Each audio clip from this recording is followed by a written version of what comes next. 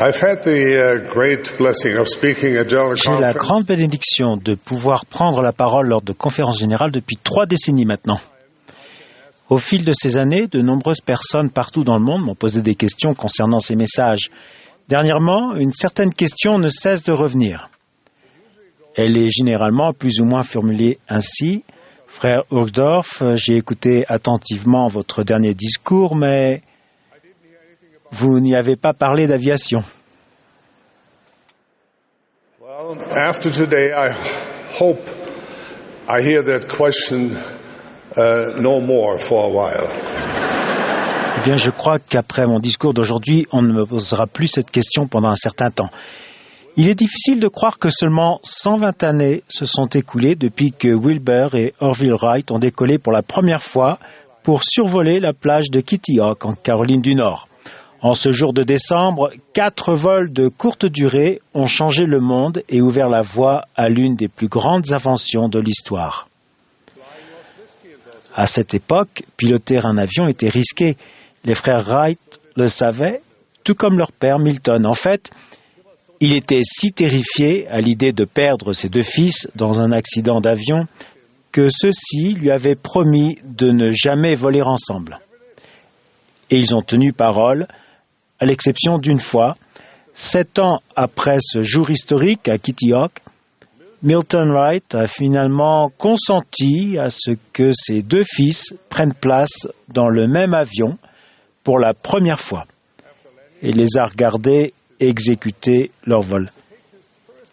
Après l'atterrissage, Orville a convaincu son père de faire son premier et unique vol pour en connaître la sensation par lui-même. Au moment où l'avion a décollé du sol, Milton, alors âgé de 82 ans, a été envahi par un tel sentiment d'euphorie que toutes ses craintes se sont évanouies. Orville s'est réjoui lorsque son père a crié joyeusement « Plus haut, Orville, plus haut !» Je comprends si bien cet homme. Si je parle parfois d'aviation, c'est peut-être parce que je sais ce que les frères Wright ont ressenti.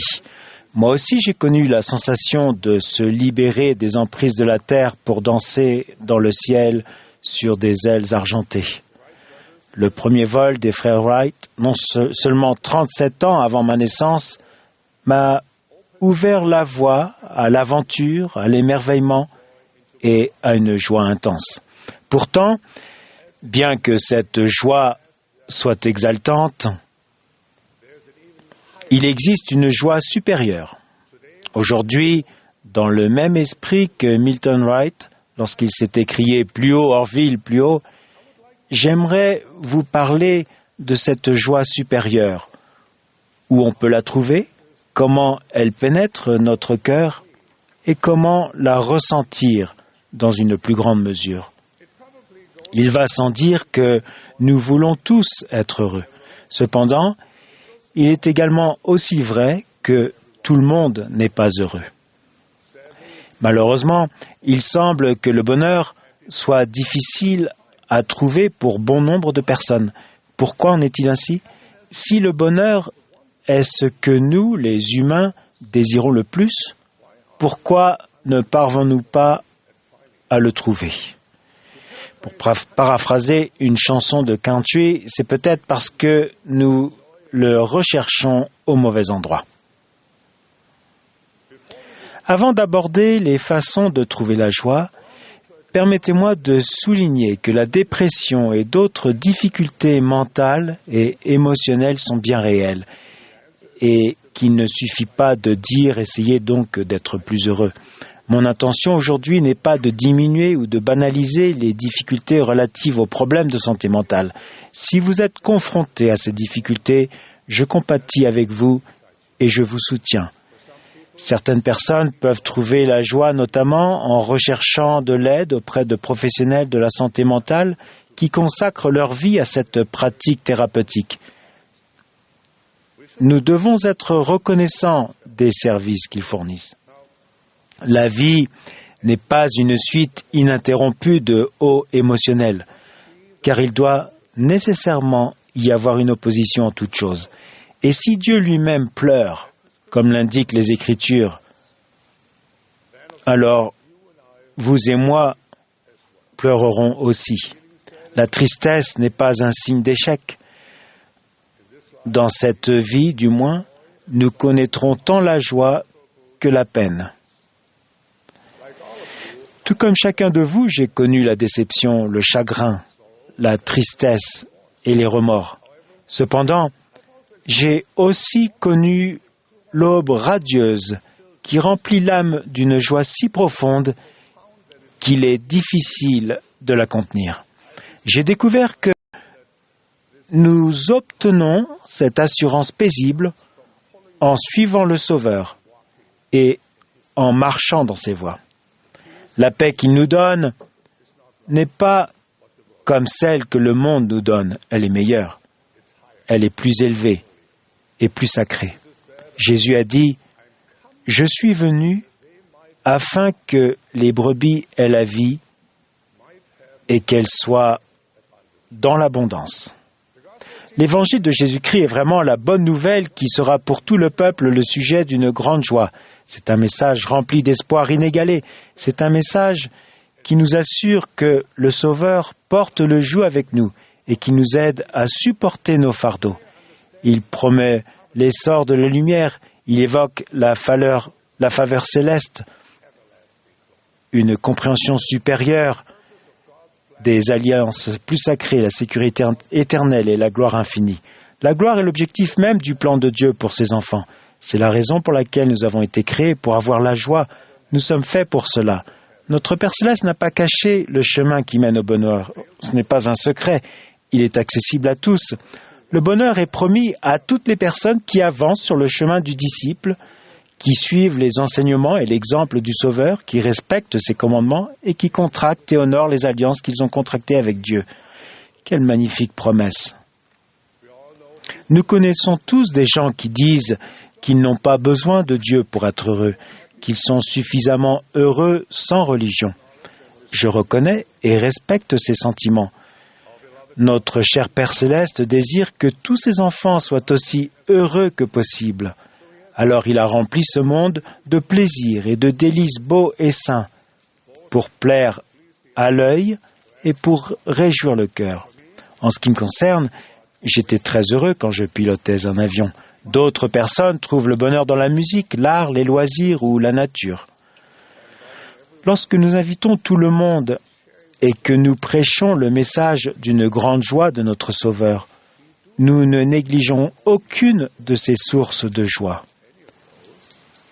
Nous disons simplement que Dieu a encore plus à offrir. Il s'agit d'une joie supérieure et plus profonde, une joie qui transcende tout ce qu'offre ce monde. C'est une joie qui supporte le chagrin, qui pénètre la peine et qui diminue le sentiment de solitude. Le bonheur terrestre, en revanche, ne dure pas, il ne le peut. C'est dans la nature de tout ce qui est terrestre de vieillir, de se dégénérer, s'user ou de se périmer. Mais la joie qui vient de Dieu est éternelle, car Dieu est éternel. Jésus-Christ est venu sur terre pour nous libérer du temporel et remplacer la corruption par l'incorruptibilité. Lui seul en a le pouvoir, et seule la joie que l'on trouve en lui est éternelle. Si vous aimeriez connaître ce genre de joie dans une plus grande mesure dans votre vie, je vous invite à vous lancer dans le voyage qui consiste à suivre Jésus-Christ et ses voies. C'est le voyage de toute une vie, et même au-delà. Permettez-moi de vous suggérer quelques étapes pour entreprendre ce voyage louable vers la découverte de la joie pure. Vous rappelez-vous cette femme dans le Nouveau Testament qui était atteinte d'une perte de sang depuis 12 ans? Elle avait dépensé tout ce qu'elle possédait auprès de médecins, mais son état n'avait fait que s'aggraver. Elle avait entendu parler de Jésus, son pouvoir de guérison était bien connu, mais pourrait-il la guérir? Comment allait-elle seulement pouvoir s'approcher de lui? Selon la loi de Moïse, sa maladie la rendait impure. Aussi devait-elle se tenir à l'écart d'autrui. Il semblait hors de question qu'elle s'approche de lui en public pour lui demander qu'il la guérisse. Toutefois, elle se disait, « Si je puis seulement toucher ses vêtements, je serai guérie. » Finalement, sa foi a vaincu sa peur. Elle a bravé les jugements d'autrui et s'est avancée vers le Sauveur. Enfin, elle était assez près pour le toucher. Elle a tendu la main et elle a été guérie. Ne sommes-nous pas tous un peu comme cette femme? Il peut y avoir de nombreuses raisons pour lesquelles nous hésitons à nous approcher du Sauveur. Il se peut que nous soyons confrontés au ridicule ou à la condamnation d'autrui. Dans notre orgueil, nous écartons peut-être la possibilité qu'une chose aussi simple puisse avoir autant de valeur. Il est possible que nous croyions que notre situation ne nous permet pas, en quelque sorte, de mériter sa guérison, que la distance qui nous sépare de lui est trop importante et que nos péchés sont trop nombreux. Comme cette femme, j'ai appris que si nous nous approchons de Dieu et que nous tendons la main pour le toucher, nous pouvons effectivement trouver la guérison, la paix et la joie. Jésus a enseigné « Cherchez et vous trouverez ». Je crois que ces simples mots ne sont pas seulement une promesse spirituelle, mais aussi une réalité. Si nous recherchons des raisons d'être en colère, de douter, d'être amers ou seuls, nous en trouverons. Cependant, si nous recherchons la joie, si nous cherchons des raisons de nous réjouir et de suivre joyeusement le Sauveur, nous en trouverons. Nous trouverons rarement ce que nous ne recherchons pas. Recherchez-vous la joie éternelle? Cherchez et vous trouverez. Jésus a enseigné qu'il y a plus de bonheur à donner qu'à recevoir. Est-il vrai que lorsque nous recherchons la joie, la meilleure façon de la trouver, c'est en la diffusant autour de nous? Mes frères et sœurs, je sais et vous savez que c'est vrai. La joie est comme la farine du pot ou l'huile de la cruche qui ne viennent jamais à manquer. La joie véritable s'accroît lorsqu'on la répand. Il n'est pas nécessaire de faire des choses extraordinaires ou compliquées. Il peut s'agir d'actes simples. Par exemple, nous pouvons prier pour quelqu'un, faire un compliment sincère, aider une personne à se sentir bienvenue, respectée, appréciée et aimée. Parler de l'une de nos écritures préférées et expliquer ce qu'elle signifie pour nous. Ou même simplement écouter. Lorsque vous êtes au service de vos semblables, vous êtes simplement au service de votre Dieu.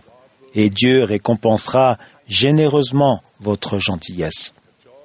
La joie que vous apportez vous sera rendue dans une bonne mesure tassée, secouée et qui déborde. Au cours des prochains jours, des prochaines semaines et des prochains mois, puis-je vous inviter à consacrer du temps dans un effort sincère à vous rapprocher de Dieu. Recherchez assidûment chaque jour des moments qui vous apportent l'espoir, la paix et la joie. Apportez la joie aux autres autour de vous. Mes chers frères et sœurs, mes chers amis, si vous sondez la parole de Dieu pour obtenir une compréhension plus profonde du plan éternel de Dieu, si vous acceptez ses invitations et si vous vous efforcez de suivre ses voies, vous connaîtrez la paix de Dieu qui surpasse toute intelligence. Même au milieu des chagrins, vous sentirez votre cœur se remplir d'une plus grande mesure de l'amour incomparable de Dieu.